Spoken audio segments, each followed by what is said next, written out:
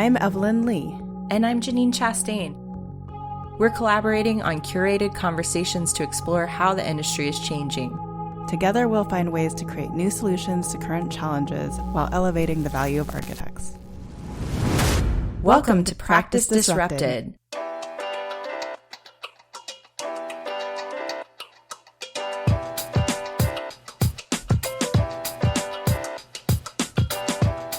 Hello, listeners. Hello, Janine. Hey, Evelyn. Hey, listeners. So this episode is a skills-based episode. We're looking, there are a few episodes throughout the season where we're looking specifically at business skills and how individuals can improve from within an organization. This one is focusing on people management. I first learned about our guest when I participated in a workshop that was hosted by the General Assembly called How to Be an Effective Manager. And Foram impressed me with her coaching abilities and her specific tactics and basically strategies that she presented, not only on the roles and responsibilities of a manager, but also like common areas where new managers often struggle. So the questions that we're going to be asking and addressing are, how do I go from managing to leading?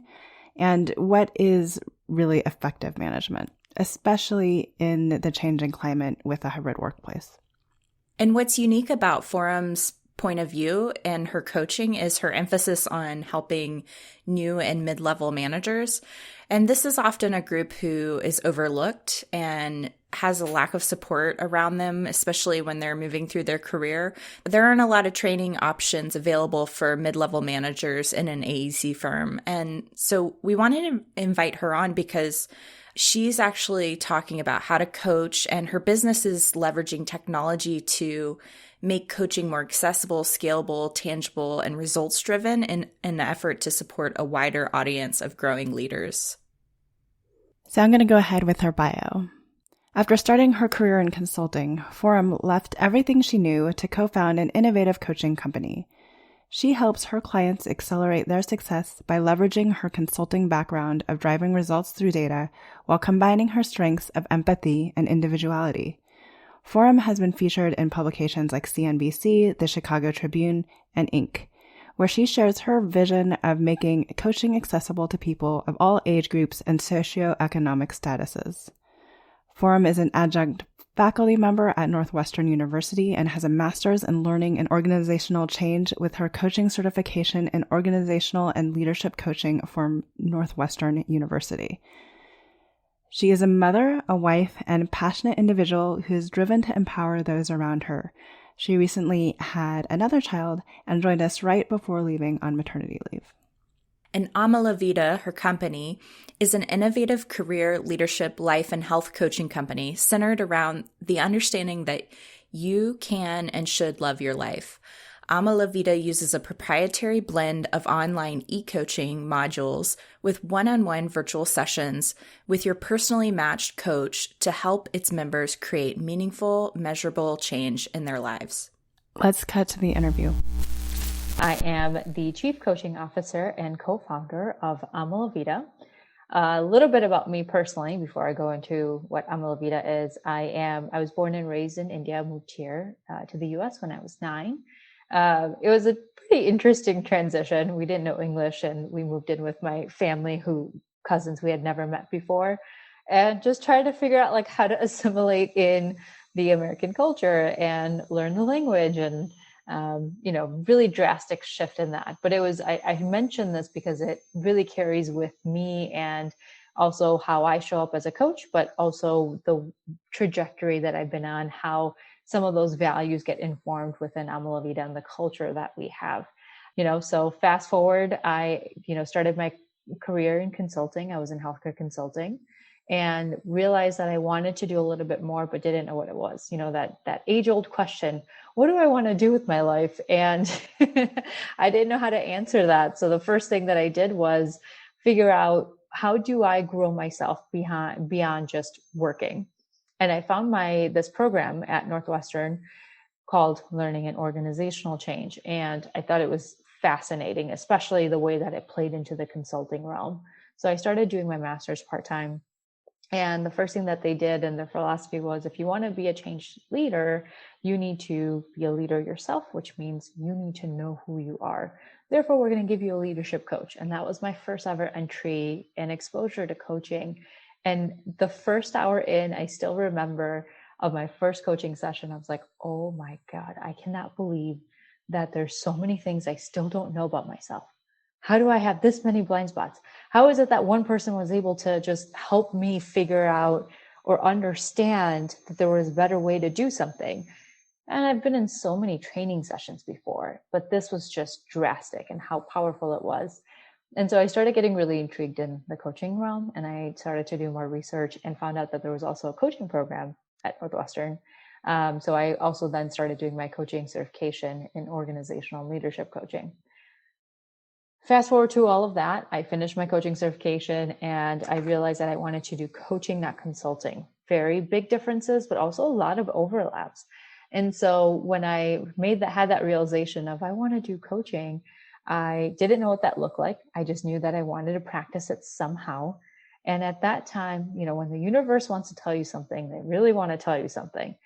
At that time, I got introduced to my now business partner, Nicole, who had gotten also from a consulting background. She got promoted, and as part of a promotion benefit, she received a leadership coach. And she didn't believe in coaching at all either. And after she got coaching, she's like, whoa, this is actually pretty cool. And so her thought was, how do we build a coaching industry or business around making coaching a little bit more, I'm going to say consulting rigor, with more accessibility and more innovative, given that the coaching industry has not been disrupted for decades. And here I am thinking, how do I just coach? So Nicole's like, I want to build a coaching business. I'm like, well, I just want to coach. And so we started Amala Vida. Amala Vida, what it stands for is love life. Our whole intent is you should be able to love what you're doing, because we came from that background of, we were burned out consultants. We didn't know what next was, but we also didn't want to sacrifice money. It's like, I don't want to sacrifice money to do something I love. And we had that or mentality. It's make money or enjoy your life, but not the and, which is you can do something you're passionate about and make money and make sure that you're enjoying what you're doing. So we named our company Amala Vida with the sense of, we want to make coaching more accessible. We want to infuse results and process into coaching. And we want to be able to make coaching more innovative, aka leverage technology. So that's how we started about 5 years back. Wow.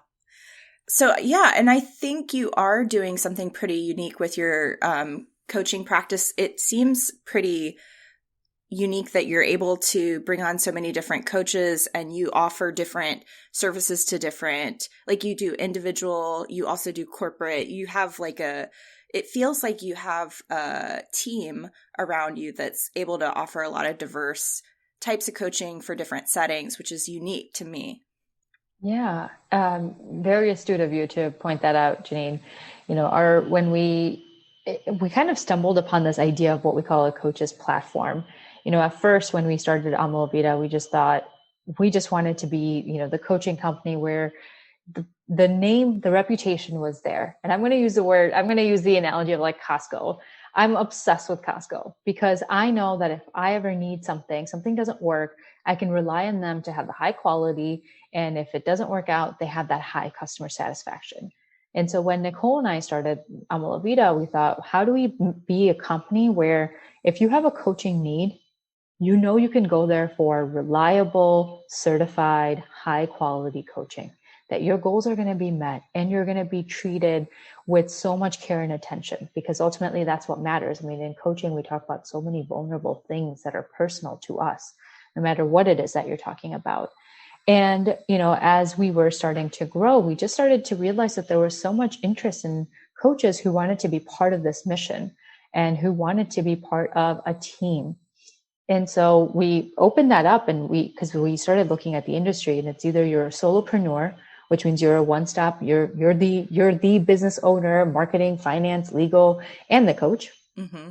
or you're this big consulting coaching firm where you do a little bit of consulting, a little bit of coaching. And what we found was the solopreneurs they could be across any and every industry. The bigger companies like your Korn Ferries, they were specific to certain types of organizations who had a lot of access to resources. Mm-hmm. They were usually, because of financial resources, targeted for organizations like who had, senior executives and who had a lot of money to spend. But then it's like there was nothing in the middle.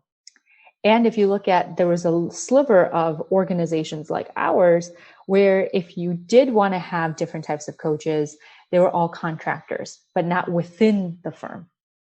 So we were like, okay, there has to be a better way where our clients can have consistent experience no matter who you get coached by. But our coaches also have to feel like they're part of something together. So we built this coaches platform where when our coaches are working with Amalovita, they work exclusively with Amalovita. They define their own hours and stuff, but they work exclusively with us. And every coach has their own niche and specialty. To your point, you said we do, we have career coaching, we have life coaching, we have health and wellness coaching. Then we do coaching, leadership coaching on the individual side, plus with organizations. We do workshops, we work with higher ed programs. We need to be able to make sure that we have the right fit for the right type of individual or goal. But at the same time, everyone should go to Amalovita and have a consistent experience, should have a consistent process, should know that I'm going to get results. And that's kind of how we started what we're called like our coaches platform, where our coaches work exclusively with us. So the first time I learned about what you're doing was through a workshop that you were offering through the General Assembly on being an effective manager. And the specific thing that stood out to me that I thought was extremely poignant of you to recognize is that this idea that leadership skills are not typically being taught to mid-level managers. And there's more of an emphasis on training senior leadership and supporting resources around those, like that core executive team or the core management team. So I wanted to ask you to expand on that idea and how you found that niche, and then also how you figured out how to start teaching in that space. Great question, Janine. So this kind of goes back a little bit of history in coaching space. So coaching is usually one-on-one like this. So you set up a time with the client, you have a one-on-one conversation. So it does take a lot. It's time constrained. In addition to that, it's also very historically expensive, especially if you're going with, like a highly qualified, trained coach. It becomes very expensive. Usually the senior executive team is the smallest team, and then it's like a pyramid, and then it just gets more and more individuals, which means you cannot afford typically to have one-on-one conversations at all levels. Hence why it's typically been reserved for executives. Harvard Business Review did this research, and they called it the 12-year gap, or at least we call it the 12-year gap trap. But essentially in that research, what they found is you typically get promoted to become a people manager, where you're responsible for individuals' career trajectory at the age of 30. At the age of 42 is when you get your first formal training, such as in coaching. That's 12 years of you just winging it. That's 12 years of a lot of habits being formed. That's 12 years of, especially if you think about being a manager for the first time, one, your whole identity is shooken because you're like, wait, I used to be so good at what I used to do, which is why you made me a manager. And now I have to redefine who I am. Now I need to also figure out how to manage other people while being successful in my role. Also figure out how to influence and keep my boss happy and all that stuff that happens, which can put you in this swirl and not make you productive because you don't necessarily have the right tools. And when people think, well, we're going to do new management trainings, it's like, okay, so how to run an effective meeting? Those are tactical things that can only get you so much. The complexity of being a people manager is people. Everyone is different. And to be able to understand how to manage, you can do that when you know yourself, which is the biggest disconnect and gap. You can learn to coach others when you get coached, which means you have to understand your tendencies. What are your blind spots? What do you do and what do you need to know? And so kind of going into this 12-year gap concept, we thought, well, typically before all of these habits are already being formed and you say, well, this is how I've been doing it. It's not that people can't change later. They absolutely can. It's just a little bit harder. Also, when they need it the most, it's not there. So our intent is, how do you go from being that individual contributor and or the mindset of, okay, I've gotten the basics, the foundations, to now I can take myself to the next level. So from manager to leader. And we think about that shift from manager to leader. We think about the individual components, skills that basically coaches use, like, how do I actively listen to what you're saying and not saying? How do I ask you questions to help you identify the problem and the solution rather than me just telling you what to do? How do I empower you and delegate more effectively so that you're learning, but at the same time, I'm challenging you to get outside of your comfort zone? How do I understand what motivates you? Maybe the mental models you have and why you do what you do. And these are the skills that are typically not taught because, one, you can't just Google it. Also, these are the things that are individual to the person. Janine, the way that you approach feedback and conflict is probably very different than the way Evelyn approaches it. And so understanding, well, what's your relationship to that? What's holding you back? How do you now tailor that to the context around you? That's the type of coaching that we want to get to. Now, the question is, well, how do you bring the cost down? What does that look like? And the answer to that, the short answer to that with us is, that's really where our technology comes in. Our intent is to be able to integrate, we call them e-coaching technology, which mimics a coaching conversation.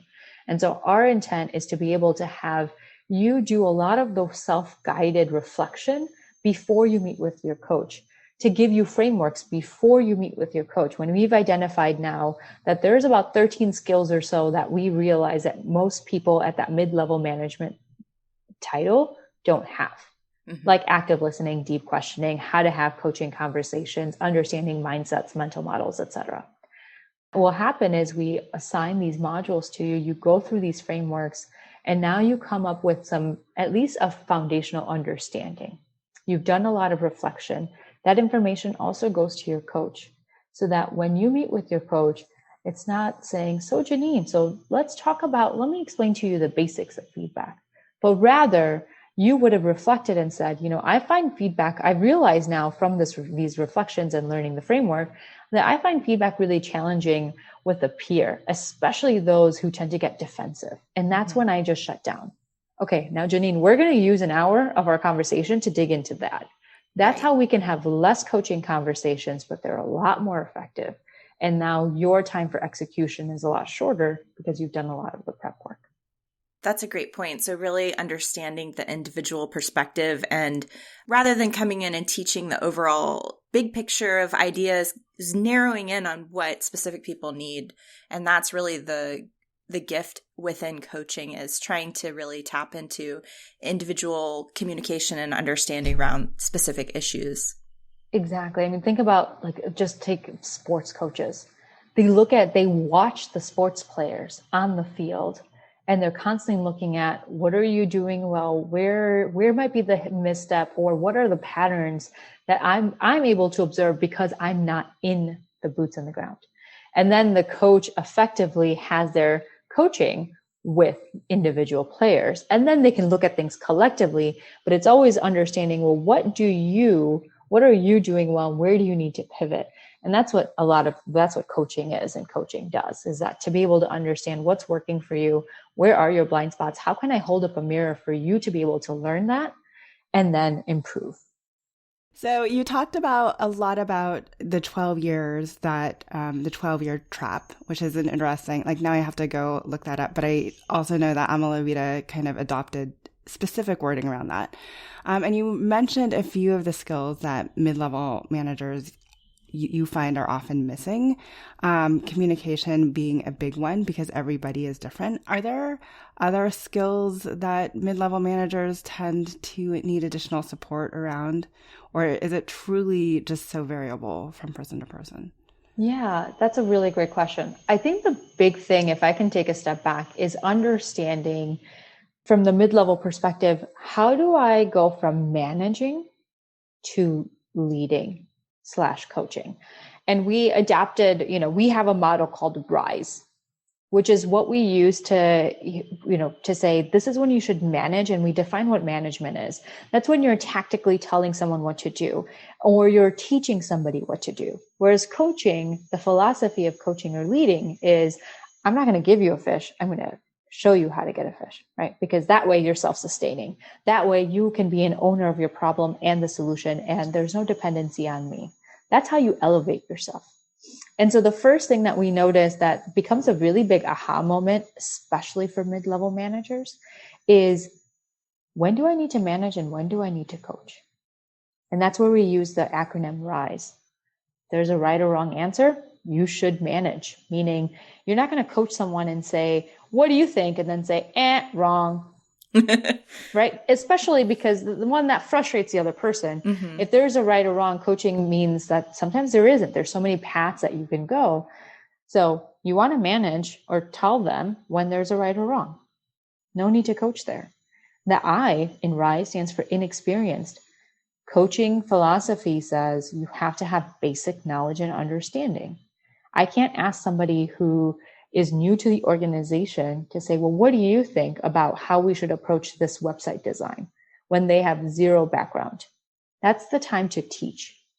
Once you've done the teaching and they have the foundational skill, then you can go on to the coaching component. The S is for specific.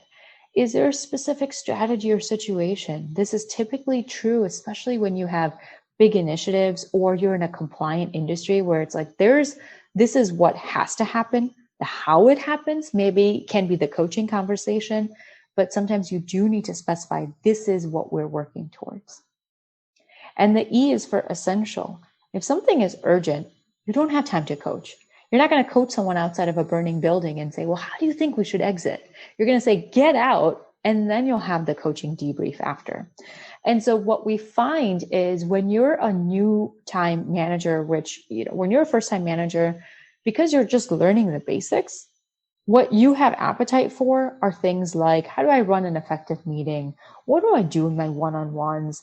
And those are very hard skills, but I'm calling them basic in that those are the things that you need to, before you can even get to that next level of management or leadership, which are these coach-like abilities. So you did something very interesting there that I actually haven't heard a lot of coaches do. You are essentially telling the mid-level managers and grouping coaching and leadership into one. Can you talk a little bit about that, if you understand where I'm going? Because I don't think most coaches would combine those two words in a similar way as you have. Yeah, there's a lot of taboo in that. Sometimes when people think coach, people are like, ooh, it's like this woo-woo hippy-dippy thing. And what we are, honestly, my philosophy is leader as coach. What is my job as a coach? And this is my point of view and my take, Amalavita's point of view and take. My job as a coach is to make sure that whatever goals you have, you're successful in achieving your goals in your way. That you learn the skills to be self-sustaining, that you are able to go through a change. Think about the best leaders we have. Are they the ones who are forcing that on you, or are they helping and enabling you to help go through whatever change that you wanted to go through, whether it's small or big, whatever goals you have? And what I find is the best type of leadership actually integrates, I would say, the core coaching skills, which is why I interchangeably say leadership and coaching. The core coaching skills are active listening.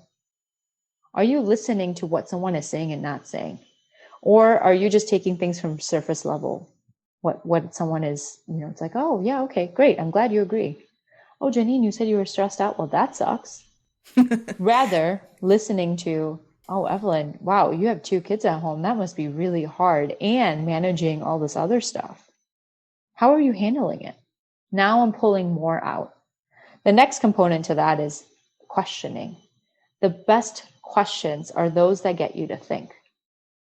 I was listening to that or watching that Bill Gates documentary on Netflix.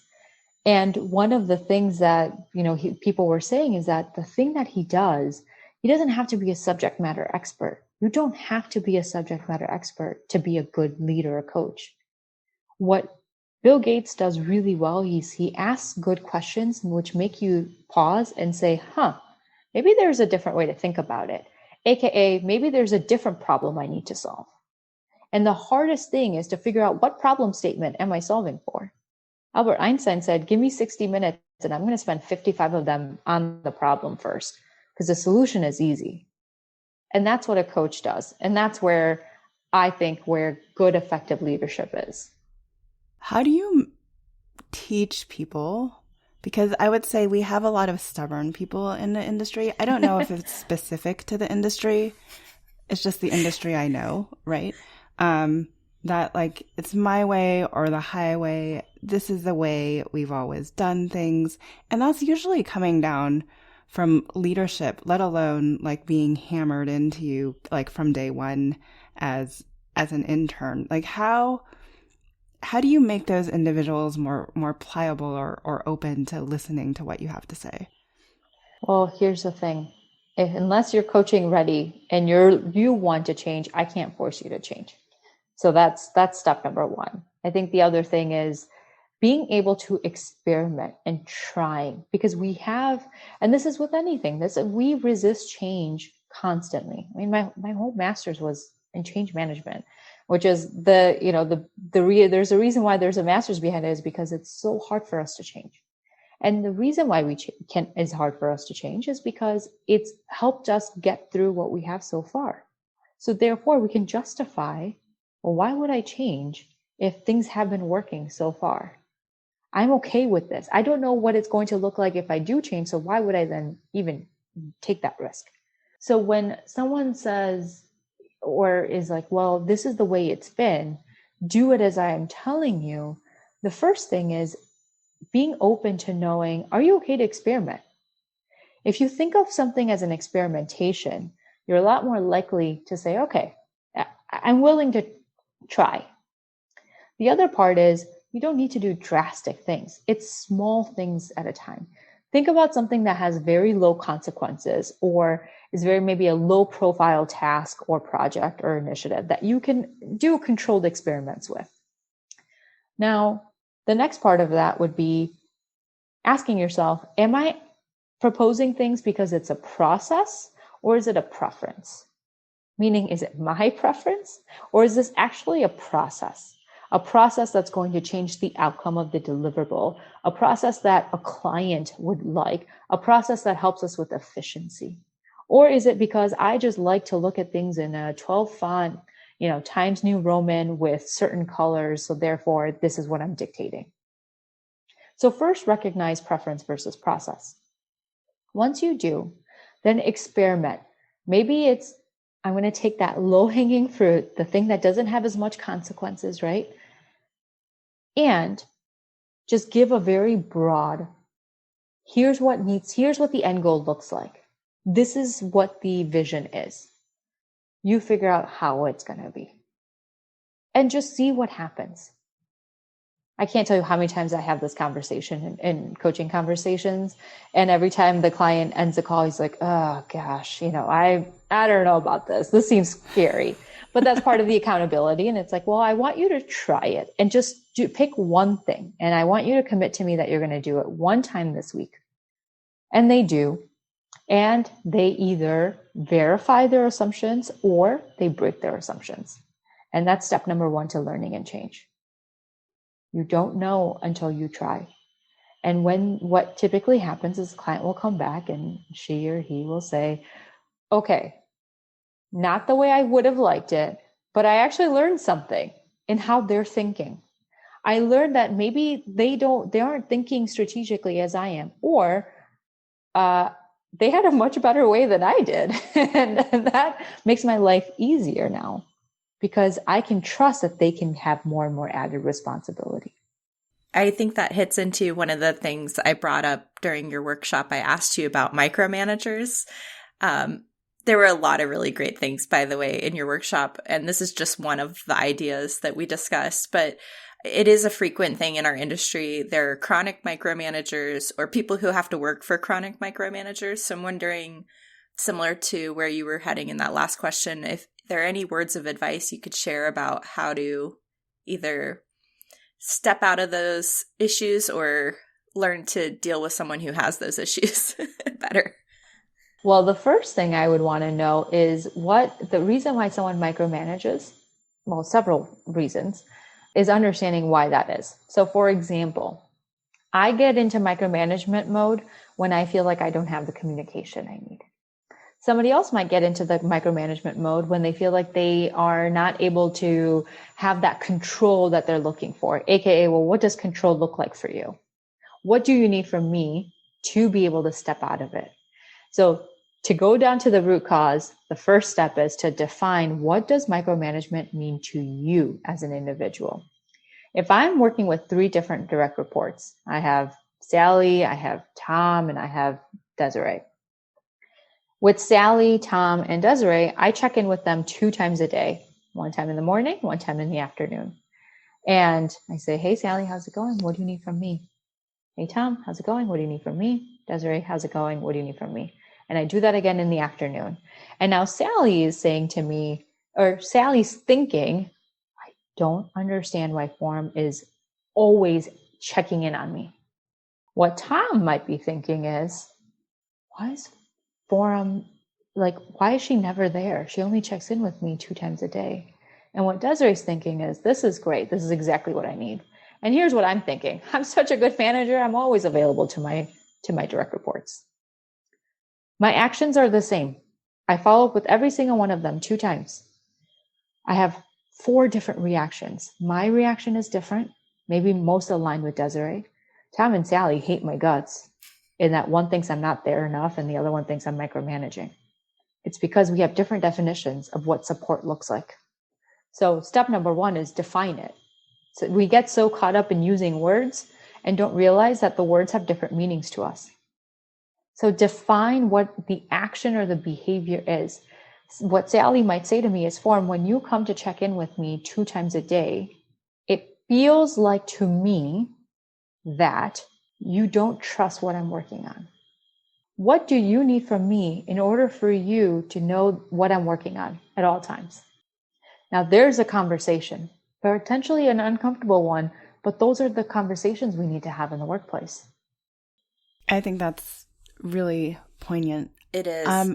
I'm interested in your perspective, as a lot of teams are working remotely now. And unfortunately, especially with the situation in the US, will probably continue to do so for the majority of the year. How have those type of skills changed now that most of the communication is happening via Zoom? And especially, I feel like the importance of the written, being able to type and write, has become elevated. I'd love to get your opinion on that now, with all of these virtual channels that we're communicating through.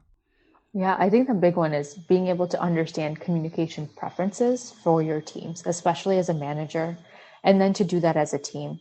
For example, we use Slack at our workplace, and Slack is great, but at the same time, I'm in meetings all day. So if you're still waiting for me to respond to you on Slack, you're not going to hear from me until the end of the day. In addition to that, I would prefer that we don't just keep slacking or emailing back and forth. If you have something, just call me and make it 1 minute, and we'll get that problem solved. So that's my preference though, but that's not everyone else's preference. So it's kind of like a negotiation / a compromise of, well, what do you need to, 1, feel connected, to make sure that you have support, whatever support looks like for you. Now you have to define that, right? Define what connected means, define what support means, and come up with, well, here's what I would prefer. This is what you would prefer. Now, what do we mutually agree on? The other thing that we've done a lot of workshops around this now, especially with global teams, people on different regions, time zones, and also with what we're noticing and the feedback that we're getting is more and more teams are feeling disconnected from a camaraderie, we're no longer having water cooler conversations. Everything just feels so transactional. I'm in my own bubble now, so therefore my fuse is a lot shorter. It's so important to be able to mimic your culture. And when I say mimic your culture, I'm not saying to take the same exact things and literally translate it verbatim in the virtual space, but to define the essence of, well, as a team, what do we stand for? What's important to us? What are our non-negotiables? Now, how do we recreate that virtually? And you do have to get creative, but that's a shared problem statement that everyone can have an input on, and to make sure that you don't lose sight of that. Just because you're virtual doesn't mean you don't have culture. You absolutely have culture. You just have to figure out what that looks like now in a virtual environment. That's a really good point. I know a lot of companies that I've spoken with are also grappling with that same question. So I know they'll relate. Are there certain skills that you think individual managers could consider in their own work to help elevate and improve some of that miscommunication that's happening specific to project deadlines, like the project manager who feels underwater in some ways? They feel like they have the responsibility of the office, the responsibility of their team, the responsibility of the deliverables. And perhaps the question is really around allowing themselves more space to figure out what their team needs. That might feel overwhelming for some people to take a step back and just allow more space in order to bring clarity around some of this communication piece. I think the first thing as a manager, one, we feel like we bear the burden of the financial responsibilities of the organization. We feel the burden of the growth and development of our team. We feel the burden of making sure we're managing our clients and the projects and the deliverables. Therefore, it's the last person that then gets prioritizes myself or the project manager themselves. The first thing I would challenge with is, why is it only your responsibility? We're all owners in making sure that the organization is successful. We're all owners in making sure the client is successful, in making sure the team is successful. We all play different roles in how that happens, but we all are owners in making that happen. So to feel like you bear the responsibility to not only own the problem, but to solve the problem is where I would challenge the thinking right away. I might even go about suggesting, bring that up to the team and say, okay, one of the things that we all collectively need to think about, and it's one problem statement at a time. How do we all make sure that we're all getting what we need from one another and can still effectively perform, but also take care of ourselves, knowing that we may have little kids at home or that we need to have better boundaries. Some of the workshops that we do is on that. We facilitate the conversation because sometimes managers don't know how to have that conversation of, how do I communicate for what I need? Because I don't want to let someone else down. I don't want someone to feel like I'm disappointing them. Well, one, you're making an assumption that you might be disappointing someone. You do have to know it and name it. And then you can decide whether or not that's appropriate for the organization. But without knowing it, naming it, you're nowhere. And so step number one is know it and name it. Then decide, well, what does that mean for us as an organization or as a team? What are my non-negotiables? What are my boundaries? What do I need to perform? What does self-care look like?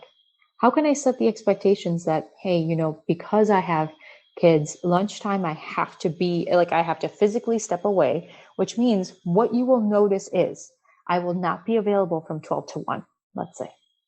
Now that you've provided context to that, if others didn't know that, they might be making assumptions like, Evelyn, why are you all of a sudden away from your computer and I don't see that little green sign next to your name for a few hours?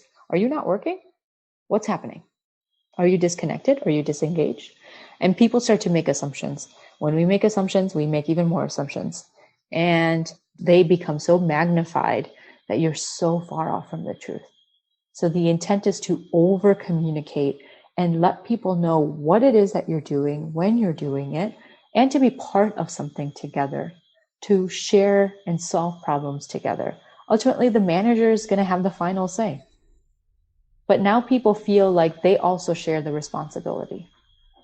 I think that's an important distinction from an example you gave earlier, where as somebody new to the organization, they might not have the experience to X, Y, and Z, but at the same time, they are a team member. And I think everyone from the interns, from the person that it's their first day of work, I think everyone starting, and it's a good reminder to middle managers, feels that they have a responsibility towards raising the bar or raising the output of the organization as a whole. And I feel like sometimes middle managers forget that, or I'm not a millennial, so I'm going to say, the millennials are X, Y, and Z, and they're not listening to me.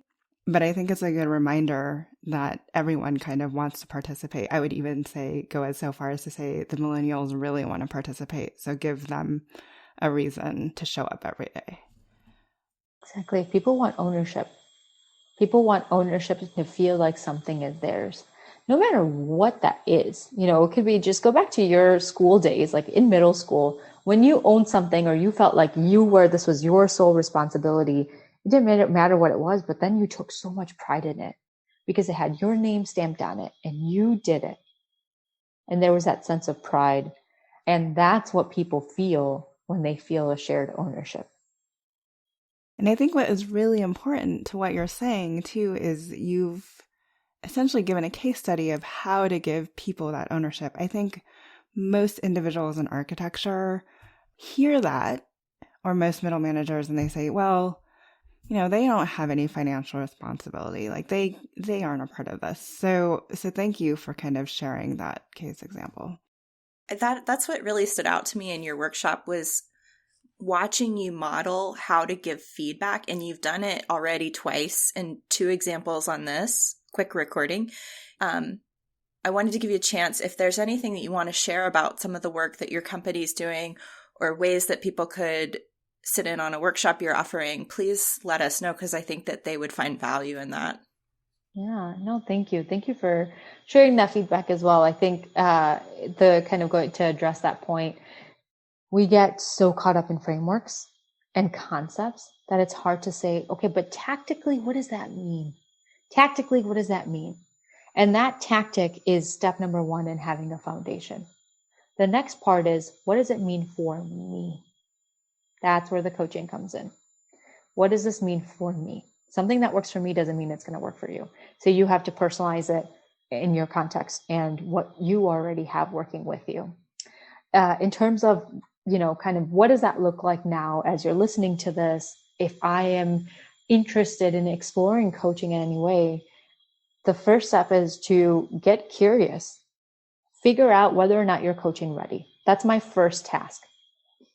What I mean by coaching ready is, are you in a place of learning? Are you in a place of wanting to get uncomfortable, to challenge yourself, to go from good to great? Coaching is not something that you do because you want to get coached out of the organization. Coaching is something you do to upskill yourself, to get yourself to the next level. And that means whether it's investing out of your own pocket or getting your organization to invest in your growth. I will say you will be surprised how many organizations, should you go to them and say, I've had thought about that there's a way for me to get better performance for myself and my team, and I want to invest in leadership coaching. Most organizations are very receptive to that, especially for professional development budget. So have that conversation, make a case study for yourself, and partner yourself with a coach. Do your research. The biggest thing for coaching is making sure that you feel like there's a right fit. The coach that you want to work with, you should feel comfortable, because you're going to be having a lot of conversations with them, sometimes uncomfortable ones. It'll get vulnerable and personal as well. And so do your due diligence. Now, when you're thinking about what do I look for in a coach, we have a lot of articles on that. How do you even decide, especially if the coaching space is new to you, what do you look for? What are the things that you want to be well informed by? And then also, what is the process? And to break that down, there's a few things. Number 1, make sure that whether it's a solopreneur or a company, you're going with an organization that has certified coaches. Coaching is a very unregulated industry, which means tomorrow you can call yourself a coach and no one will stop you. So going with a certified coach means that they've gone through a coach training program. They have hours, they have experience. You have to meet certain criteria. That's just like basic, bare minimum. Then the next part is, well, what type of process do you use? Do you even have a process? Whereas some coaches will be like, work with me and we'll get you there. Well, how are you going to get me there? What is that going to look like? Do you have technology that you use? What frameworks do you leverage? Am I going to be working with one person, or am I going to have a whole coaching team behind me? At Amala Vida, our thing is you're going to have different things that you're going to want to work on as you go through your coaching journey. And one coach can't fix everything for you. That's why we have so many different mentors, that we seek out so many, different, you don't go, there's usually no one-stop shop. So you want to find a place, hopefully, that has providers that work with you. You get a whole coaching team with a main lead coach. So those are a few things to think about. Our website is alvcoaching.com. So you can just hop on there to check us out and, schedule a free call to be able to explore if coaching is right for you. If an architecture studio decided to bring you in for a workshop, would you be open to something like that? Absolutely. Our big thing will be understanding what does success look like, who's our audience, and what's that big pain point that we want to solve for. So one of the greatest takeaways that I got out of the conversation with Foram is this notion of the 12-year trap, and that we really shouldn't wait 12 years to begin to develop our leaders. In fact, I feel like that should be an ongoing thing that happens out of school. There's so many different qualities of leaders and leadership that needs to show up along every step of the process of learning to become a better architect, that it really should be ingrained, if I were to put it into the process, like as an intern, or even as, as early as day one of your orientation. That's just me, though. No, I completely agree. I think we place so much, and I've talked a lot about this through my own work, but we place so much emphasis on the technical skills and learning how to become an architect, that often these soft skills and the people management skills take a back seat. And so I think that's really why I wanted to bring Foram on, because in my own career, I watched people who were stepping into management and leadership roles not having the support they needed to learn how to lead teams, but they are completely technically competent. They just maybe need a little bit more guidance on some of these soft skills. Yeah. And it's interesting to me that communication continually comes up as something that architecture individuals, that people in our profession need to continue to work on. I think it's really not just communication, but it's also being empathetic to those on the receiving end. She gave that great example of kind of checking in with people on a regular basis, but you also need to understand how they are receiving those check-ins, right? To really make sure that communication is effective. So it's not purely just about sending information, but it's the timing of the information, it's how it's received, and it's actually, I would say, it's more about continuous development of how you work with one another and how you talk to one another and how you make sure everyone is actually getting things done. Foram brought up a really important leadership idea, that there's a difference between management and leadership. And so those skill sets are different. And something that I see from new managers is they're often trying to project this idea of leadership that they think, which sometimes is actually management. There's a difference. And so I think Foram opened up a really great framework that we can talk about in our debrief of deciding when it's appropriate to manage versus lead, or in her case, she's explaining the idea of coaching in terms of leadership. So that idea was RISE. And I thought we could just, quickly reflect on that. Yeah. So if I think about the R in RISE, the right or wrong answers, I think there's absolutely a time that you need to just tell people what you want so they can actually meet your expectations. I think too often we believe there's learning that is to happen by kind of hoping people guess what I want. And it's much faster when you're direct. That's right. And so sometimes, like, if we think about, specifications is a good example. Like, there are right and wrong answers. But I think there's sometimes in design problems, there's abstract solutions and different paths things can take. And so those are the opportunities to have a dialogue, a two-way dialogue, and not just decide that there's an absolute answer to an equation. in terms of the I, we talked about inexperienced, and this is a very important one because I know that anyone who's ever worked right out of school in an architect's office is familiar with this thing that happens where you get thrown in the deep end, and basically the architects are looking to you, wanting you to swim and seeing how much you can, like swim on your own. But it's actually better to do a little bit of onboarding first before you throw people completely in the deep end. So this talks about inexperienced. If the person doesn't have enough background, then you have to start with teaching. You can't just push them out into the water. They have to have enough information from you before you can allow them the space and the freedom for them to feel comfortable to do it on their own. So once they've had enough experience, then you let them swim on their own. Then you can coach them versus manage them. Right. And S specifically focuses on specific. I didn't mean to use the word specific twice. If there are processes with a very specific way of doing things, and the firm has kind of weighed the pros and cons about why that should be done, then you just kind of have to manage people through that. This is the way we do it. This is why we do it. I think alternatively, if you're going to say, but if you find there is a way to do it quicker, faster, differently, that leads to a new outcome that might be better, then that's an opportunity to coach. For me, a great example of that is there are so many younger individuals that are so much better at infographics than I am, that I might throw an idea out and then I just might leave it to them as to like think of several different ways to interpret this.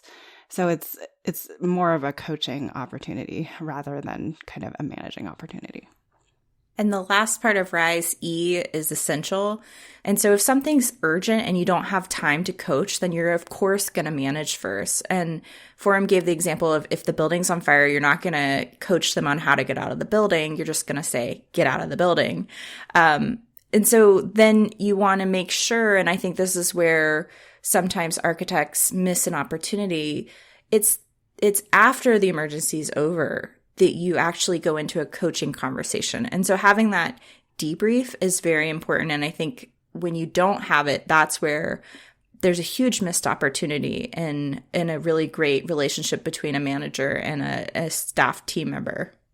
And I think there's one also important aspect of essential that if you are assigning anyone a task and it is like a part of this essential work stream, they should be able to run with it right away. If you don't have time to manage them, then also I think it's just like maybe you need to consider one, taking it on yourself if it's going to be one of those things where like, oh, I could have done it better if I did it myself, or two, just bringing on a team member that can manage through that immediacy. There just will be inevitably with any type of the work we do, there will be those moments where you just need the right people at the right time to get things done and get things over the finish line.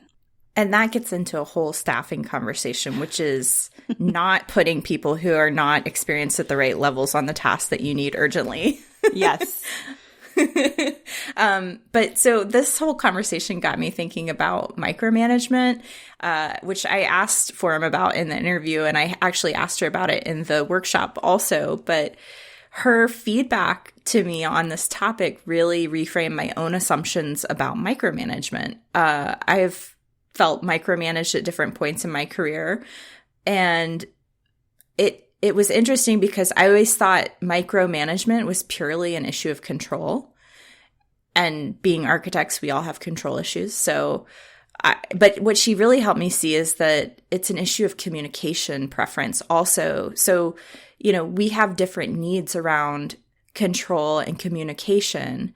And the thing to practice is communicating what level of information you need, or even managing up and saying, hey, this is what I can do for you to help ease your worry about what you need in terms of delivery or communication.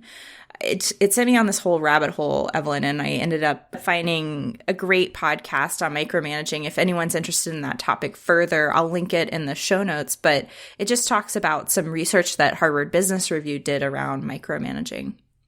Yeah, I think there's a whole perspective that I have been talking to relative to the hybrid practice too, and managing for like time in seats versus building a trust and managing expectations and truly understanding that that individual has what they need to get what you need done, right? It's more about trust. And I almost think there's this misplaced lack of confidence in managers. We place so much of the fault of our lower level employees and our interns and the fact that what they are doing is because that they don't have the experience, that they aren't asking the right questions, that they are misrepresenting themselves, in terms of their ability versus what they're able to do. I think we have to take more responsibilities as managers, that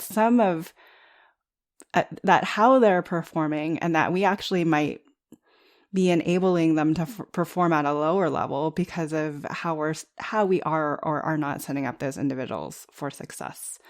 And we can really only do that if we learn actually how to be a better manager.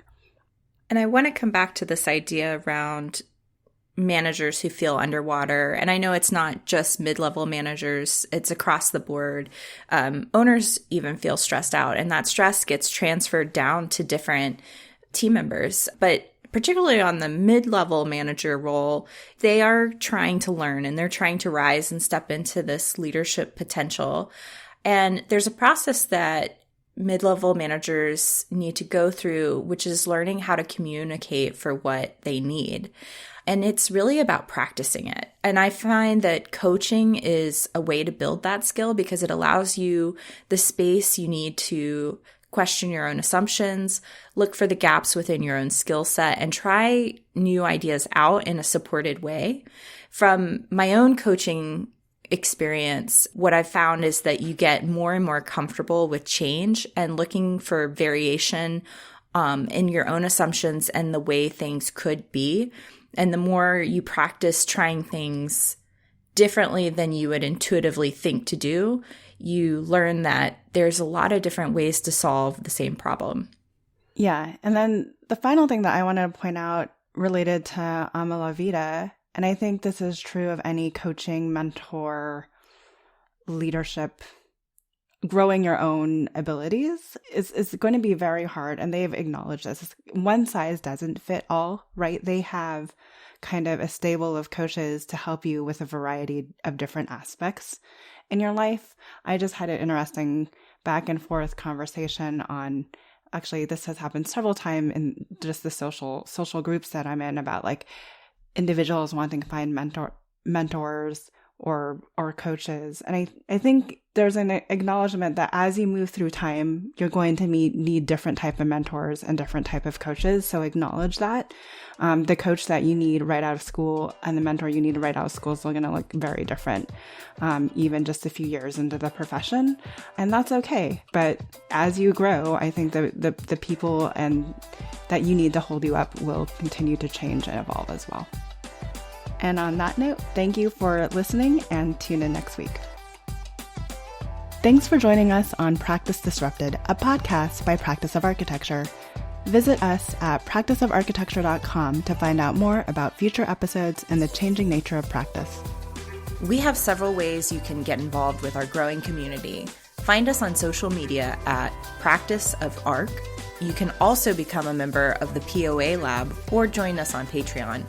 And if you want to take your career or practice to the next level, Janine and I also consult, provide workshops, and speak regularly on this research, and we would love an opportunity to collaborate with you. This show is part of Gable Media. You can learn more about other podcasts and video channels in our community by visiting gablmedia.com. We are also looking for sponsors who want to partner with us in 2021 and beyond. If that's you, please contact me directly at evelyn@practiceofarchitecture.com. If you like the research we're doing here, please help us out by leaving a rating or review on Apple. We appreciate you subscribing on your favorite podcast app. Don't forget to share with your friends, and feel free to let us know what other topics or speakers you're interested in hearing from. Thanks for listening, and see you next week.